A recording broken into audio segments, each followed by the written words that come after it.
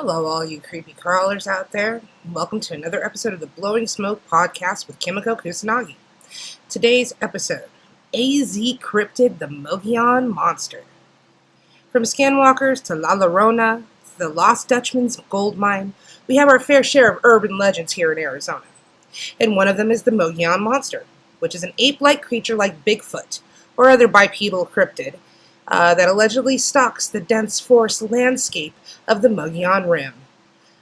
So light up and listen in. Alright. I myself was born and raised in Payson, Arizona, where some of the sightings have been. I myself have been to the Mogillon Rim many times and have never seen anything. Though, to be fair, I wasn't looking for a monster. My dad would tell me of the tales and the legends of the monster as a child. And maybe he believed it too, because we never camped out or even ventured outside in the dark, even in our own backyard.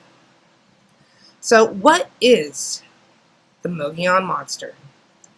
Now, I pronounce it both ways, just however it comes out, but it's pronounced either Mogillon or Mogillon. Oh, Mogillon by locals. This monster, also known as the Arizona Bigfoot, is an ape-like creature. Similar to descriptions of Bigfoot, reported to dwell in central and eastern Arizona along the Mogillon Rim. A hairy hominoid with human-like proportions that emits pungent smells. In comparison with his kin, however, the Mogillon Monster enjoys scant notoriety. In truth, he's regarded as little more than a campfire story. He's sort of Bigfoot's like loser cousin, unable to hack it as a legitimate cryptid, due to lack of sightings and evidence. And stories about this monster have circulated for decades, but there's no scientific evidence to support its existence, so it's considered a cryptid or urban legend. And those who say they've crossed paths with this beast regularly describe an eerie silence prior to their encounter. That was a quote from Wesley Treat, author of the book Weird Arizona. So where is the Mogillon Rim in Arizona? The Mogillon Rim is prominently like it's this geological feature. It's located in the central part of Arizona. It runs roughly diagonally across the state from northwest to southeast, stretching 200 miles from Yavapai County to New Mexico, and marks the southern edge of the Colorado Plateau, according to Visit Arizona, which is Arizona's official website. The rim is known for its dramatic elevation changes and stunning vistas, with steep cliffs dropping down to lower elevations in central and eastern Arizona. And the rim is a popular destination for outdoor activities and offers breathtaking views of the surrounding landscapes.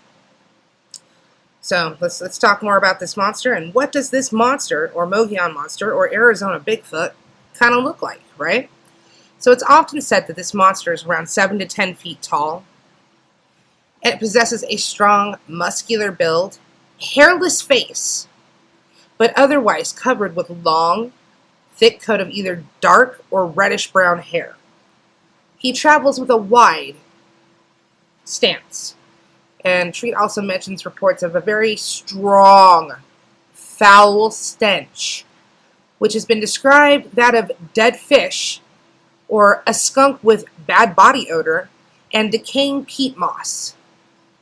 It has an inhuman stride, and sometimes, leaving footprints measuring roughly like 22 inches in length. Like many cryptids, the exact appearance can differ based on individual reports and local legends. Okay? What do you think this monster sounds like? So reports of the sounds associated with the Mogillon Monster vary, but they often include eerie and unusual vocalizations. Many people claim the elusive beast can screech out a piercing, sometimes deafening scream or howl unlike that produced of any known wildlife. Witnesses have also described hearing howls, screams, growls, and other strange noises that just don't match any known animal at all. It's also been told that sometimes he can mimic the sounds of nature to draw you in and make you feel comfortable before getting you. So how are these encounters described, okay? So what lurks in the middle of the night? Because supposedly this cryptid is a nocturnal creature, and it's mostly seen at night. But what lurks in the middle of the night along the rim is the stuff of urban legend, folklore, myth, and campfire tale. It is important to note that these claims are part of local folklore, and there is no scientific evidence to support the existence of such a creature. But if you're camping or hiking on the rim and you'd like, to return from your adventures with a tall tale to tell, you really should include Arizona's most famous mythological creature. The first sighting of this ape-like cryptid occurred near the Grand Canyon, and it was described in the 1903 edition of the Arizona Republican, which I.W. Stevens described a creature seen near the Grand Canyon as having long white hair and a matted beard that reached the beard reached to his knees. It wore no clothing, and upon his talon-like fingers were claws at least 2 inches long.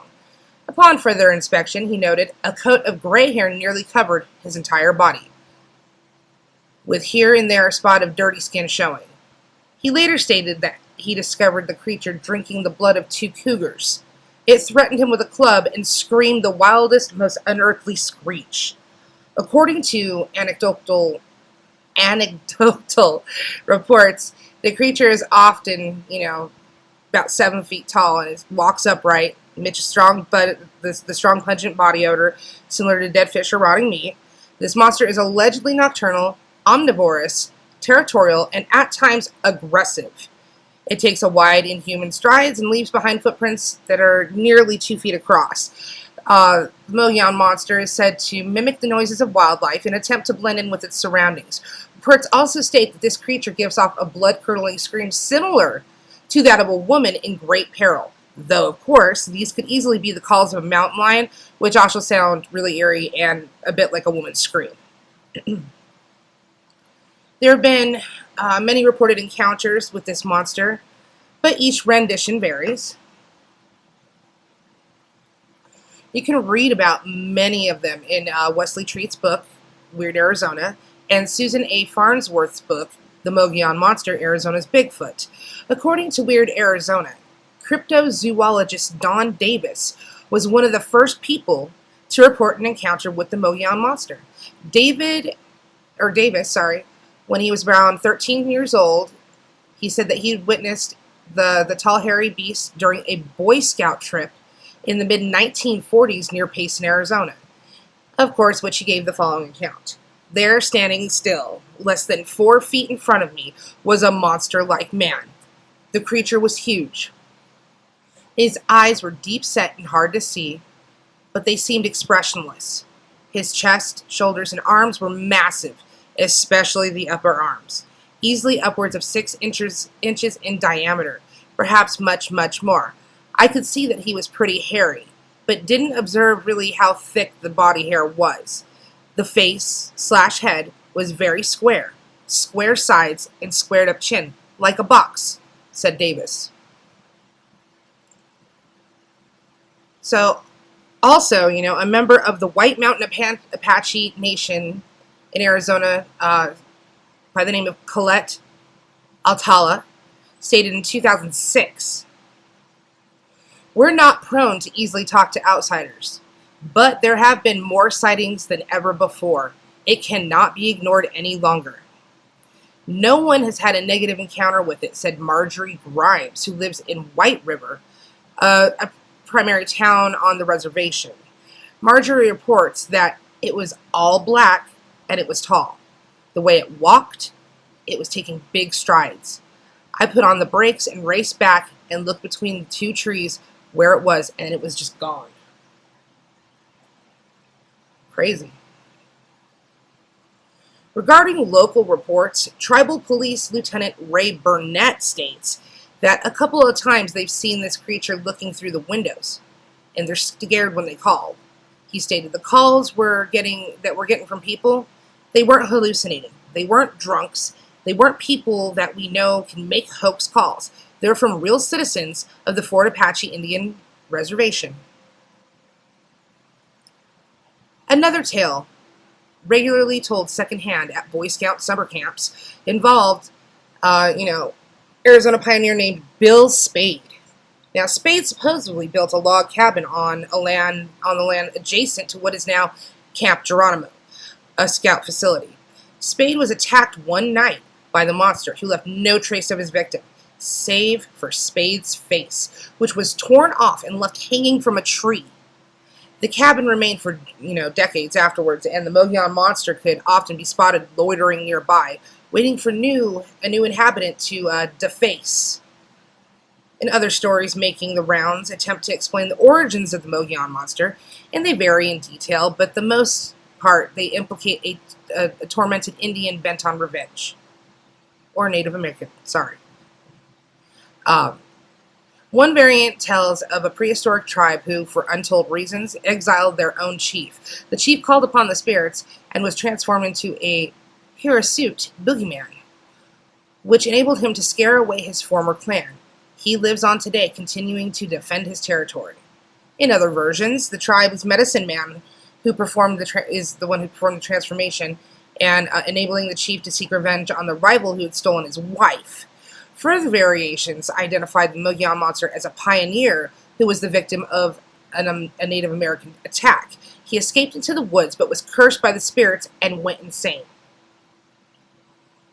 And in a strain at amalgamation of stories, the monster is the phantom of a white man who, as punishment for murdering a Native American woman, was hung from a tree by his hands and stretched to the height of 8 feet, then skinned alive and left to die. Damned by the spirits, his ghost continues to roam the woods as the tragically misnamed Skinwalker, actually. More modern incantations of the Mogillon monster story include a novel, a low-budget movie, both of which put legendary beast at the center of the series of deaths and disappearances. Also, Dolan Ellis, a singer/songwriter, portrays the monster in a song as a somewhat environmentally conscious being that only eats children who litter. Okay, that's kind of weird, right?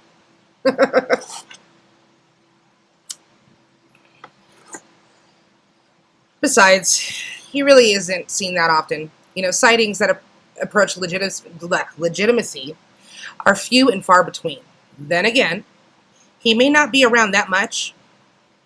It's possible he treks down, here into the valley or Phoenix area from the northwest only for the winters. The abominable snowbird. Ha ha ha ha ha. As some sightings have even been as far as the Salt River. Fun seekers tubing down the river have seen glimpses of this hairy beast. Even monsters get summer vacations. There is a race here in Arizona that is called the Mogillon Monster, and it's the Mogillon Monster 100. It is a rugged, challenging trail race taking place about 90 minutes northeast of Phoenix, Arizona, and just outside the small town of Pine, Arizona, which is actually adjacent to Payson. You go from Payson right into Pine. Pine/Strawberry. It's 2 small little towns put together, basically. And this Mogillon Monster 100 includes the advanced degree endurance race of 100 miles, with an additional 42-kilometer race on Sunday.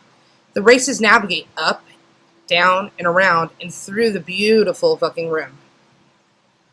So if you're up north in Arizona, out in the woods on a day trip or camping, be aware. If it's eerily silent and then you hear animal noises that you don't recognize, it just might be that Arizona Bigfoot, known as the Mogillon Monster. And maybe he's friendly. And maybe he might rip your face off and hang it up as a decoration. That does it for me today. Like, share, and subscribe for more. And check out my merch on Spring. The link will be in the description. And you know what? Stay creepy, like Kimiko Kusanagi. Bye!